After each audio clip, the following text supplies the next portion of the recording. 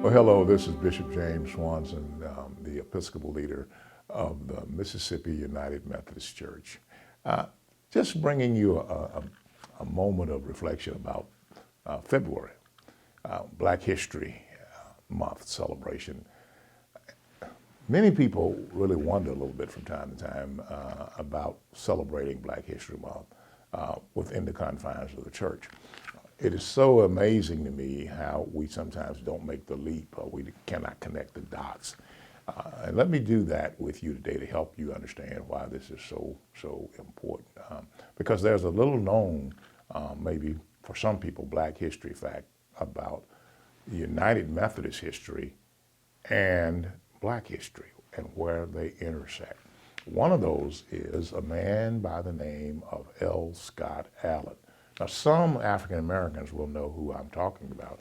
Some of our Anglo brothers and sisters may not know who in the world I'm talking about.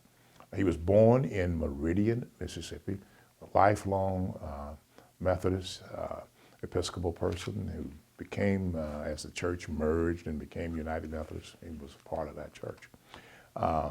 He went on to become a preacher.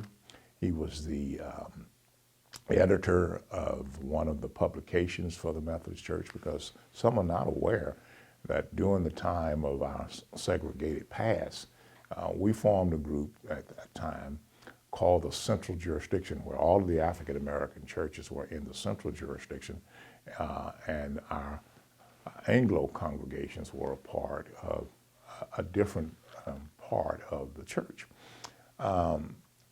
L. Scott Allen was so successful in his ministry that not only was he the editor of what we call the Advocate, the Wesleyan Christian Advocate for the African American contingency of the United Methodist Church, but later on he was elected a bishop in the Central Jurisdiction of the United Methodist Church, and in fact he was the last person to be elected a bishop in the old Central Jurisdiction. Well, when time went by and we decided as a church right after Bishop Allen's election to do away with and to dissolve the old Central Jurisdiction and to merge the former African American constituency and the white constituency and to become later on with the EUB, the United Methodist Church. The question was for the Southeastern jurisdiction, what do we do with Bishop L. Scott Allen, who had served in the old Central Jurisdiction? The interesting piece was that a conference called the Holston Conference decided that there should not be any debate about it, because Holston had decided that L. Scott Allen from Meridian, Mississippi would become their bishop.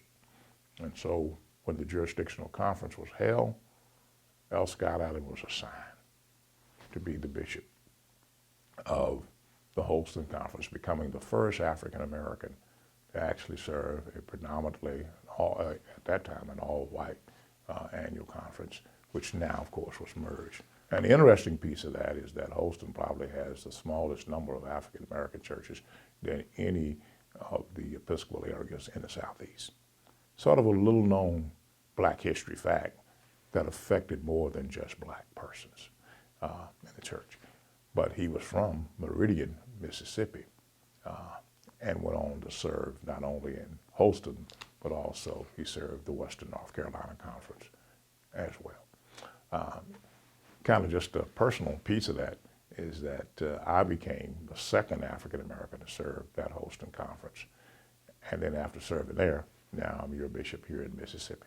It's come full circle, and see how God, in many ways, blesses all of us, regardless to who we are.